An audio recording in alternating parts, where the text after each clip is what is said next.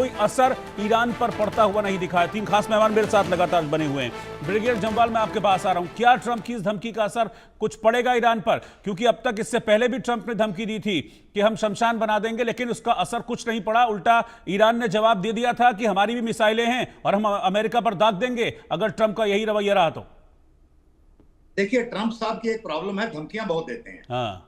वो यूक्रेन से लेकर हर जगह धमकी धमकी धमकी देते हैं। धमकी का असर तब पड़ता है अगर जो धमकी सुन रहा है उसको यकीन हो कि ये धमकी असल में कार्रवाई में बदली की जा सकती है और यहाँ ये कर देंगे।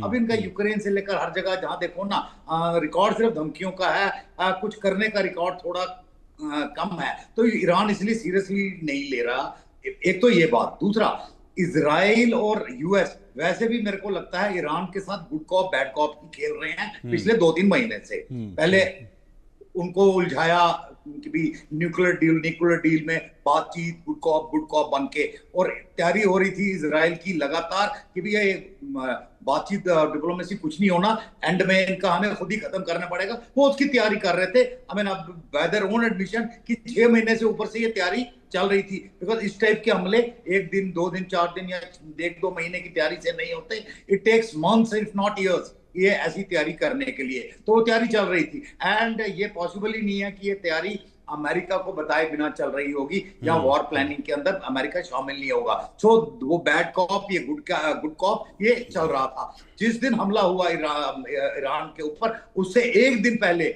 अमेरिका बोल रहा था बहुत जल्दी मतलब हमारे बीच में फिर वो डिप्लोमेटिक ब्रेक थ्रू होने वाली है। मतलब लास्ट मिनट में साइकोलॉजिकली अगले को रिलैक्स करना कि ये अभी बिल्कुल सही चल रहा है, हम डिप्लोमेसी में यकीन करते हैं। अगले दिन उन्होंने हमला कर दिया। अब प्रॉब्लम सिर्फ ये आ रही है कि इजराइल को पता था कि रिपरकशंस होंगे। That is why they went into hiding mode.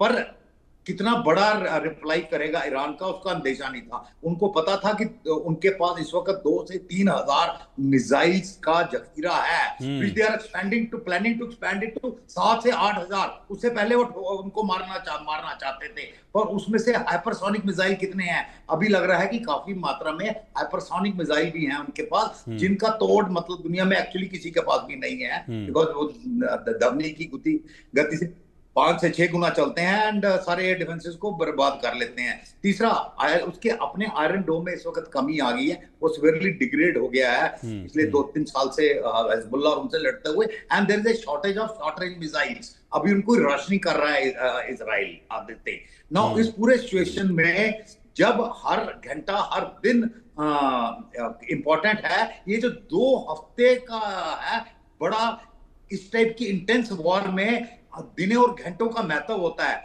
2 हफ्ते बहुत लंबा समय है जो ये अमेरिकन प्रेसिडेंट दे रहे हैं ईरान को। इन 2 हफ्तों में तो इनका आपस में ही फैसला हो जाएगा बमबारी में से कि एक ना एक थक के बैठ जाएगा। तो ये 2 हफ्ते का समय मेरे को तो या तो ये ट्रैप लगता है कि इजराइल को लल करने के लिए, बिकॉज ईरान को लल करने के लिए कि अभी तुम्हारे पास 2 हफ्ते है, मतलब कोई बात नहीं, आराम से सोच लो। वेरएज इजराइल की एक ही कमजोरी है, इजराइल की एयरफोर्स बड़ी तगड़ी है। ईरान की एयरफोर्स वहां पहुंच नहीं सकती बिकॉज उनके पास air refueling mid air refueling वगैरह नहीं है। तो वो मिसाइल से हमला कर रही है ईरान से। अब इजराइल की प्रॉब्लम है कि इनके पास 200 फुट तक पेनिट्रेट करने वाले बॉम्ब हैं, पर 200 फुट से गहरे, जिसके लिए मतलब GBU 43 टाइप के बॉम्ब चाहिए होते हैं, जो कि स्पेशल बॉम्बर से मतलब C-130 लेवल के बॉम्बर से गिराए जाते हैं, और जिनके अंदर एक के अंदर तकरीबन मतलब अगर GBU 43 की बात करें